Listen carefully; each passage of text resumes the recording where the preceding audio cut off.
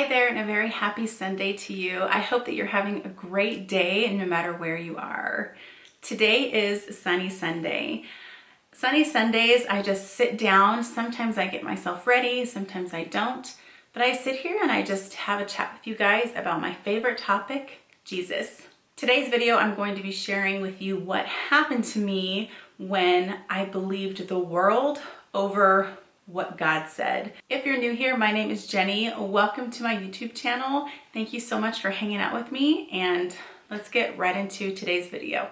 If you guys have watched my videos like this, you know that I'm a pretty transparent person and I do dumb things sometimes, and I own up to them and recognize that Jesus is still working in me. And so I hope you guys enjoy what I have to tell you today. For those of you that don't know, I live in California, and I've lived here for basically my whole life. I mean, we did travel around quite a bit with the military, but other than that, we've been here for like ever. So there have been some things here that have been happening that my husband and I just don't agree with. And we're just seeing the dark side of living here. The dark side sounds so dramatic. And so we've been in discussion for years about leaving the state. And I don't know if it's just because of COVID or the election or anything, but I feel like people are more just like vamped up right now about all of everything. Like everything you can get mad about, people are getting mad about. And it's kind of draining most days. I really do try my best not to be on social or anything like that a whole lot, because I get really angry and I have a whole other video talking about just that. I will link it right here.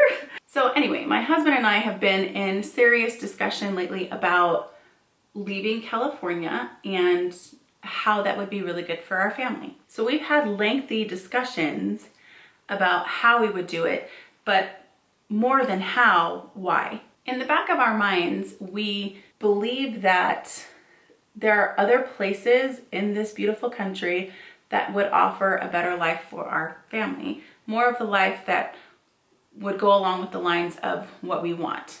So we've been having this discussion about leaving the state for years, honestly, but they've just sort of increased over the last several months. So we sat down and we were like, okay, so what are the non-negotiables, right?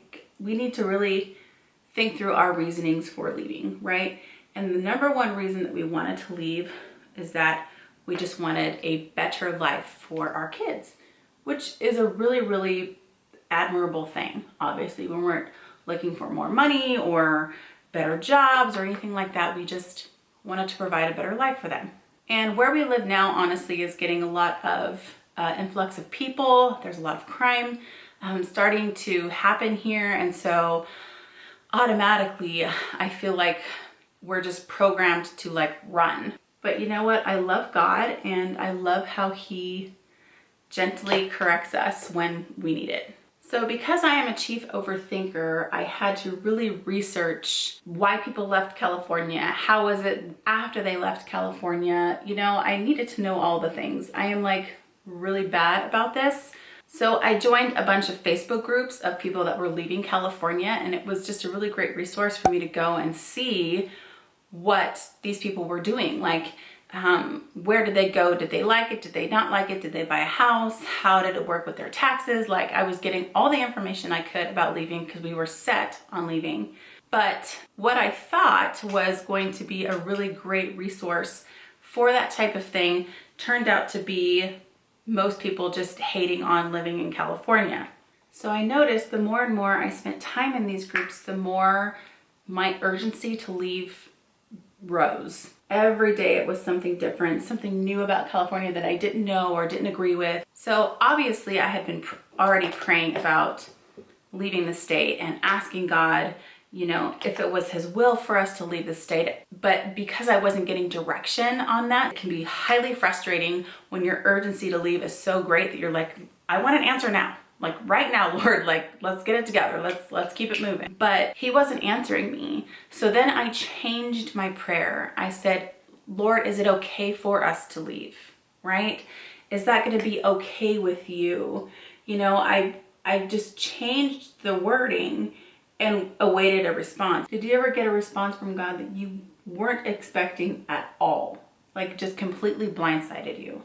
Well, that is exactly what happened to me. Because, you know, this whole time when I'm waiting God to answer me if it's okay for my family to leave the state, I'm planning on leaving the state. Before I even hear from him, I'm still planning on going. And that's just, why even ask him, you know?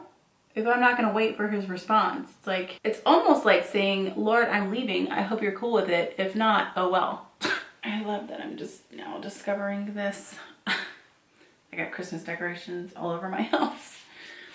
Moving on. So one of my dear friends has a Bible study that she teaches every Sunday morning. A couple weeks ago, I was sitting and listening to the Bible study, and God started talking to me through her, which he has done several times. When I know that God is talking to me, I can just feel it, like in the depths of my soul. I feel it and I know it's him because I'm almost always convicted of something or about something. And I automatically know when I'm being called out, and man, he called me out. So my friend was teaching on how to know if you are in God's will. And I thought, wow, this is a perfectly timed study because this is exactly, you know, what I'm telling myself I'm looking for. Long story short, she was reminding us that if we are looking at making big decisions and the last thing that we're doing is consulting the Bible, we're already in a bad spot. And you guys, I was like, oh my goodness. I had asked the Lord about it, but I had never consulted the Bible. I had never consulted the Word. I had never referenced what Jesus himself did. And if I am supposed to be following him, I need to be doing what he did. And so I'm sitting there and I'm having this aha moment going, oh my goodness, I know that my intentions for leaving are good, but that doesn't make them what Jesus did. If we are going to be followers of Christ, we need to follow his lead. And not once in the Bible did Jesus run from crime, right? He went into those places. He reached into those people's lives, the tax collectors and the people that were betraying other people and the people that were despised, or, you know, like he reached into their lives.